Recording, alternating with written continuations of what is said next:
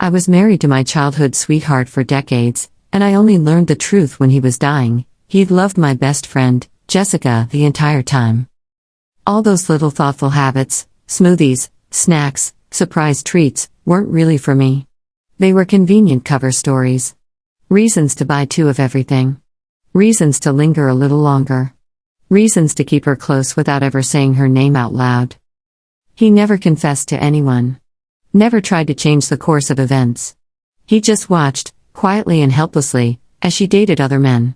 As she laughed with them, held their hands, kissed them with a kind of ease I'd never seen from her with anyone else.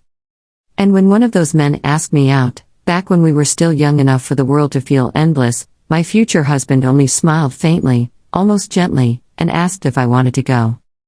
So I did. We built a life. We had a daughter. From the outside, it looked like happiness, family dinners that belonged on holiday cards, birthday cakes, soft laughter echoing through our home. I told myself that love could be quiet. That comfort was enough. Then, in his final hours, he lay fragile in the hospital bed, shivering beneath thin blankets. His fingers, weak for days, suddenly closed around my hand with surprising strength. "Rachel," he rasped, eyes glassy but intent, "if we could start over. Would you help me win Jessica's heart?" I didn't answer. I couldn't. His breath hitched as if he'd been holding this back for a lifetime. "My biggest regret is missing her," he whispered. "Choosing you. In anger. What I thought was love was just settling." For a moment, grief and disbelief tangled in my chest so tightly I could barely breathe. Then something inside me turned cold and still. Slowly, I slid my hand out of his grasp. I didn't yell. I didn't cry.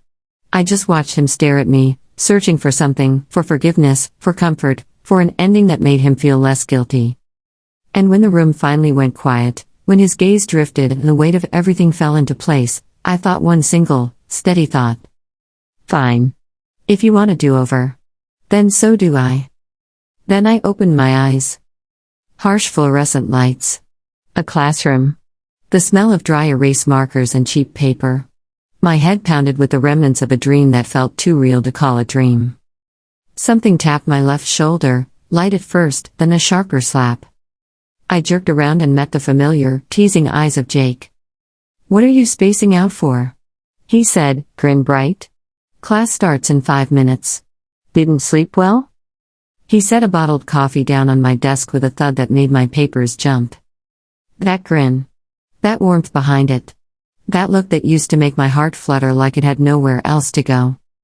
In my other life, those same earnest eyes had stolen my whole future. Now, all I felt was bitter clarity. "I don't drink coffee anymore," I said. Jake blinked, confused. "I thought you'd want it." I stared at the bottle, the label slick with condensation, and the irony hit so cleanly it almost made me laugh. Jessica had always been the one who loved coffee. Not me. Jake's smile faltered. Something like hurt flickered across his face. "Okay," he said carefully. "Then what do you like? I'll get it for you." "What do you like?" I asked, voice calm, measured. "Tell me. I'll get it for you." He opened his mouth, then hesitated, as if the question had never been asked that way before. After class, Jessica, my desk partner, my best friend, turned toward me and then flashed Jake a radiant, effortless smile. "It's fine," she said softly. "I love coffee, Rachel. You can give it to me." Right on cue, Jake snapped back to reality and handed her the second bottle he'd been holding behind his notebook. His cheeks pinked in a way that looked almost involuntary. The handsome, confident boy suddenly seemed shy. I watched the exchange, the glances, the timing, the way Jessica's smile sharpened like a hook, and I felt something settle in my bones. So I slid the untouched coffee across my desk to her. Jessica blinked at me, delighted, like a kitten discovering sunlight. She accepted it like it was the most natural thing in the world, like good things were simply supposed to find their way to her. I forced a smile and walked away. Later that afternoon, I went to the restroom, and the thin stall walls betrayed me. I froze when I heard Jessica's voice, low and sharp, gossiping with other girls. "You know what?" she sneered. "Rachel's so fake. She's always acting like Jake cares about her. Honestly, who'd even be friends with her if Jake didn't like her? A cold wash slid down my spine. So that was the truth of this friendship, too. A triangle built out of convenience and attention. Smiles with teeth behind them. Good. That was exactly the trap I needed to escape. The next morning, I marched straight to my homeroom teacher. "I'd like to change seats," I said. Mrs. Davis frowned as she pulled up my record. "Rachel, you're a good student, but you can't focus on socializing and ignore your studies.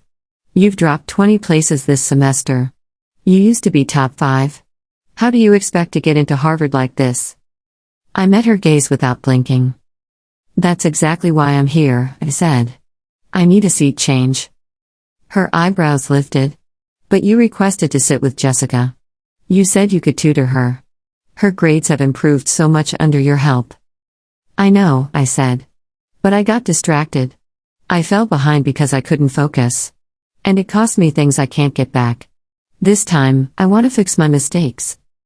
For a second, the air in the hallway felt lighter, like the universe had cracked open a window. And then I saw Jake waiting outside the office. He'd grown over the summer. Taller. Broader shoulders. The kind of boy who made you tilt your chin up just to meet his eyes. He bit his lip, blush faint on his cheeks, suddenly awkward in a way I'd never noticed before. Then he nudged something toward me, a small carton of skim milk. I couldn't help the tiny smile that tugged at my mouth. For once, he didn't seem to know exactly what I wanted. And somehow, that made it feel new. He relaxed, visibly relieved. I opened my mouth to speak, but I didn't let the moment soften me. "I had Mrs. Davis switch your lab partnership," I said, leaning back against the lockers like it didn't matter. "You're paired with Jessica now?" Jake's eyes widened. "What?" "I know you like her," I added, smooth and steady. "So make your move, Jake."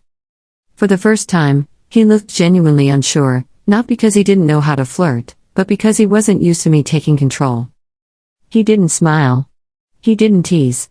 He just stood there as if I'd stepped out of the story he'd memorized. I gave him one last look and walked away, letting the silence answer him. Mrs. Davis rearranged the seating after physics, and I sat down expecting some random classmate. Instead, the empty chair beside mine belonged to Nathan. The school's top student. The study machine. The one everyone admired and no one really knew. He barely spoke, answering questions with clipped precision, never wasting energy on small talk. When I slid into the seat beside him, his black eyes behind sharp glasses lifted once, unreadable, still, like a calm surface hiding depth. That day, for the first time in what felt like years, I made it through every class without Jake and Jessica tugging at my attention like hooks. Even the air felt easier to breathe. But nothing erases a person completely, not at first. After school, I heard Jake call out, warm and familiar. "Rachel. Let's walk home together." I kept walking like I hadn't heard. Jake blocked my desk, bracing his hands on it with that old confident grin. "Studying a little extra won't change much. Go home early. It's safer." I looked up at him, meeting those bright eyes, that easy warmth he wore like armor. Part of me wanted to say yes out of muscle memory. Then I saw Jessica behind him. Her expression twisted before she caught herself, before she forced her face into a strained smile. I smiled back, just enough to be polite. "Don't worry about me," I said. "If you like Jessica, walk her home instead. And stop blocking my light. You're being annoying." Jake went pale.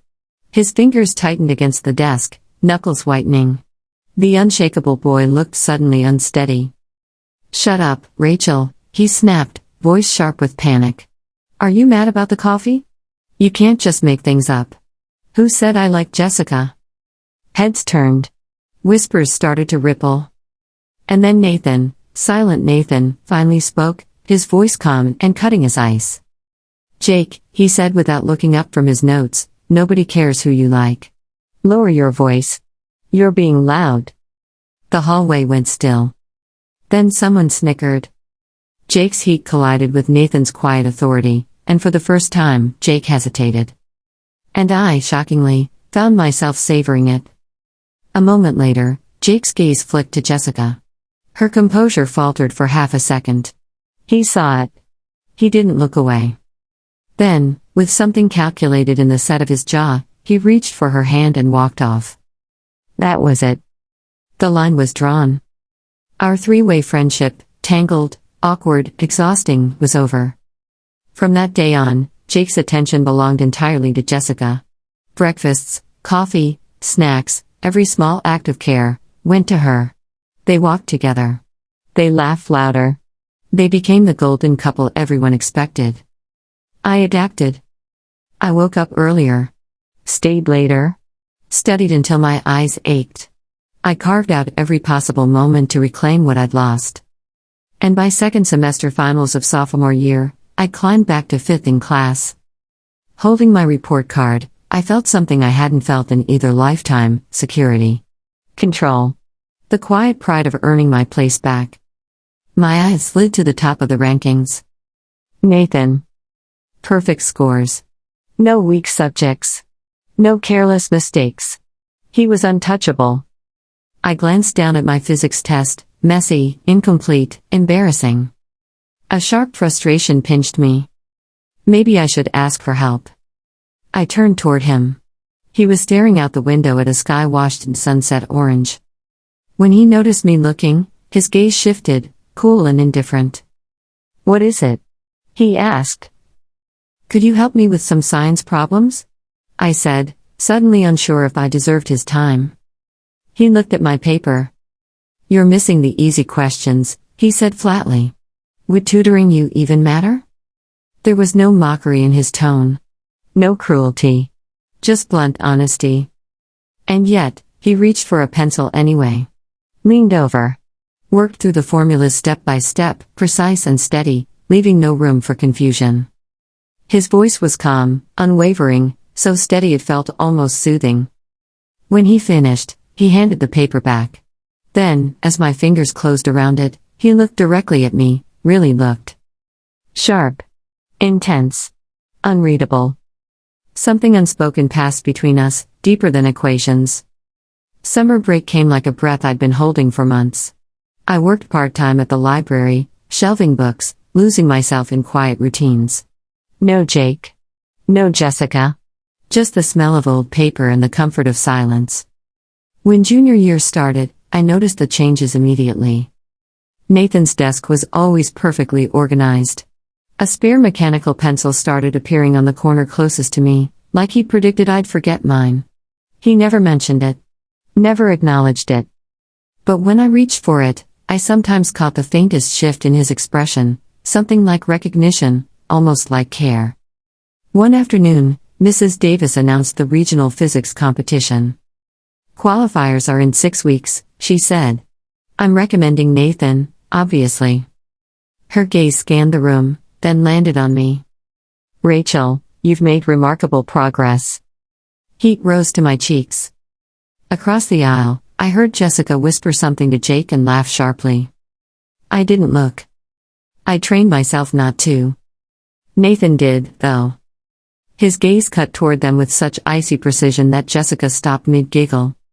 Then he turned back to me, pushed his glasses up, and said, matter of fact, "We should study together. You're weak in electromagnetism."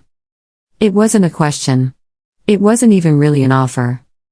It was a simple statement of fact, and somehow that made it easier to accept. "Okay," I said. That weekend, we met at the library, my territory, my safe space. Nathan arrived exactly on time, backpack heavy with textbooks. He set a thermos of tea on the table between us without ceremony. For 3 hours, we worked in near silence, broken only by his explanations and my questions. He was patient in a way I hadn't expected, willing to repeat concepts until they clicked. As the sun dipped through the tall windows, casting long shadows across our notes, Nathan spoke without looking up. "You're different this year." I blinked. "Different how?" "Focused," he said. "Like you decided to stop waiting for something and move forward." Then he glanced at me, and for once, his dark eyes looked softer behind the glasses. "It's good," he added quietly. "You're better when you're not looking back." My chest tightened. He didn't know how literally true his words were. But in that moment, I felt seen, more seen than I ever had in either lifetime. The competition came faster than I expected. Nathan and I fell into a routine, study sessions twice a week, quiet conversations about circuits and momentum that sometimes drifted into other things. He told me about his younger sister who loved painting. I told him about my mother's garden, how she could make anything grow. We never talked about Jake and Jessica, though their relationship had become impossible to ignore. They were official now, bright, performative, always surrounded by attention. It should have hurt more than it did. The competition was held at a university auditorium downtown. Our school sent 4 students, Nathan and me, Jake, who'd always been strong in physics, and, surprisingly, Jessica, whose grades had improved dramatically since becoming Jake's girlfriend and study partner. I avoided them during the preliminaries, focusing on my test booklet with fierce determination. The problems were brutal, less about memorizing formulas and more about creative problem solving. My confidence wavered on one ugly electromagnetism question that seemed designed to crush people. Then I heard Nathan's voice in my head, steady, patient. Don't panic. Break it into parts.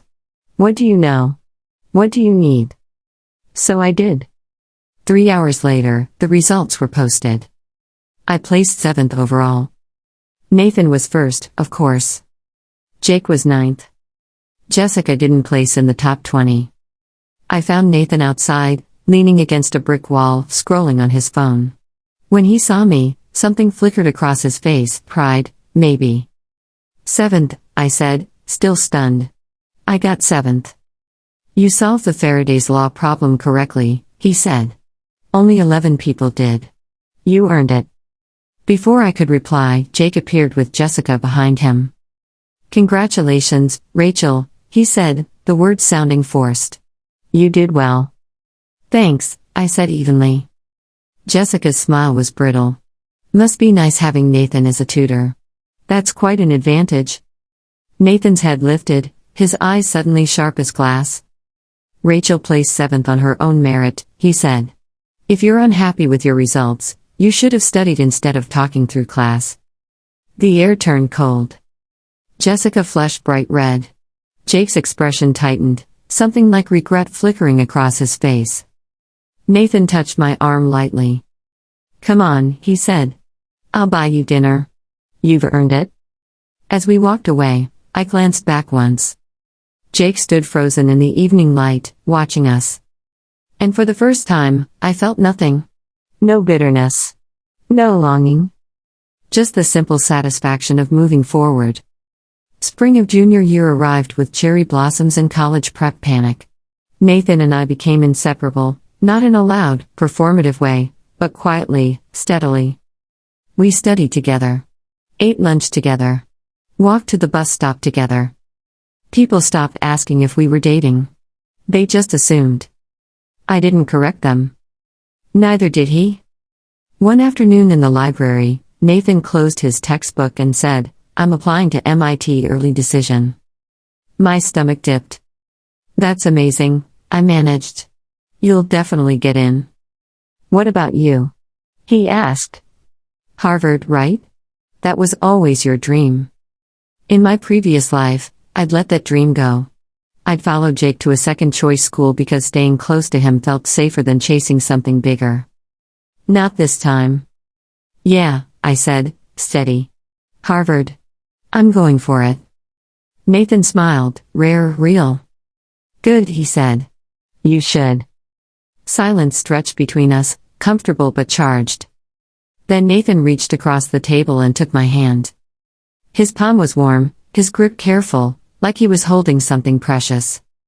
Rachel, he started, then hesitated, as if he had to force the words into existence. I'm not good with speeches, he said quietly. I'm not like Jake. I don't always know what to say. My heart hammered. But these past 2 years, studying with you, talking with you, just being near you, it's been the best part of high school. He swallowed, gaze fixed on our joined hands. What I'm trying to say is, I like you. More than physics. More than grades. And I know we might end up on opposite coasts next year, But I didn't want to leave this unsaid. I stared at his fingers curled around mine so gently, like I might break. In my previous life, no one had ever chosen me like this, deliberately, clearly. I like you too, I whispered. I think I have for a while. Nathan exhaled shakily with relief and squeezed my hand once, then twice, like a promise. And then the library door slammed open. Jake stood there, eyes wild, locked on us, our hands still intertwined. Rachel, he said roughly. Can we talk? Please. Just 5 minutes. Against my better judgment, I met him outside. Jake paced like a caged animal. When he stopped, his eyes were red-rimmed and exhausted. Are you dating him? He asked bluntly. Nathan isn't your business, I said, colder than I meant. It is my business, Jake snapped, then lowered his voice. We've known each other since we were kids. You were my best friend before anything else. I deserved honesty? I cut in, the words sharp before I could soften them. Instead of coffee meant for someone else? Jake flinched. That's not fair, he said, voice strained. You told me to go for her. You pushed me toward Jessica. Because I was tired of being the person you settled for. The confession tore out of me raw and aching. I was tired of being convenient while you looked at someone else. So yes, I set you free. But that doesn't mean it didn't hurt. Silence. Jake's face shifted through shock, guilt, understanding, then something like devastation. I never liked Jessica the way you think, he said quietly. I like you, Rachel. I've liked you since we were 13. Since you lent me your umbrella in that rainstorm. Since you helped me pass that math test. Since you laughed at my dumb jokes when no one else did. My breath caught. But you changed at the start of sophomore year, he continued, voice cracking. You put up this wall I couldn't climb. And then you told me to date her, and I thought you didn't want me. So I tried to move on. I really tried. But it's never been the same. Tears pricked my eyes, but I refused to let them fall. You're with Jessica, I said. I know. He looked away.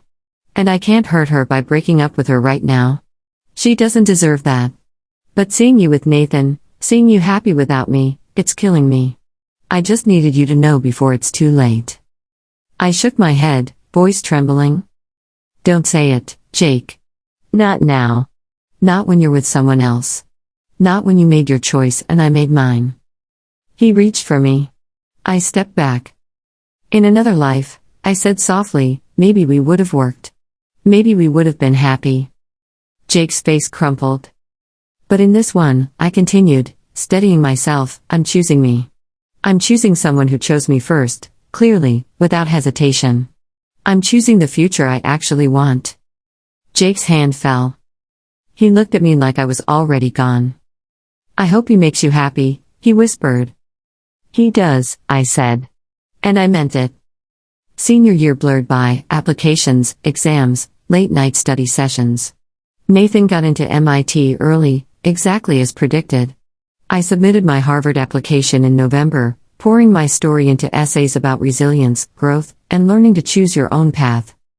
Jake and Jessica stayed together, though their shine dulled. Sometimes I caught Jake watching me in the hallways, expression unreadable, but mostly we lived in separate orbits like childhood friends often do once they finally grow apart. In March, the email came. Harvard. Full scholarship. I'd done it. I found myself crying in the library, happy tears this time. Nathan didn't say anything. He just pulled me into a hug that felt like home. MIT and Harvard are only a couple hours apart, he murmured into my hair. We can make it work, if you want to. I want to, I said without hesitation. Graduation came on a perfect June day. On stage, diploma in hand, I scanned the audience. My parents were beaming. Nathan was there, somewhere in the crowd, probably calculating the ideal moment to throw his cap. And in the back, partially hidden, I saw Jake clapping with a sad, genuine smile. Beside him, Jessica looked uneasy, like she could feel the shape of the truth even now. But it didn't matter anymore. Their story was theirs. I had my own. 4 years later, I stood in Harvard Yard with my doctoral hood resting on my shoulders. Nathan stood beside me with his freshly minted MIT PhD. We'd made it work, distance, stress, late-night calls during exam season, because we chose each other deliberately, completely, every single day. My phone buzzed. A message from Jessica. Hey Rachel. Long time.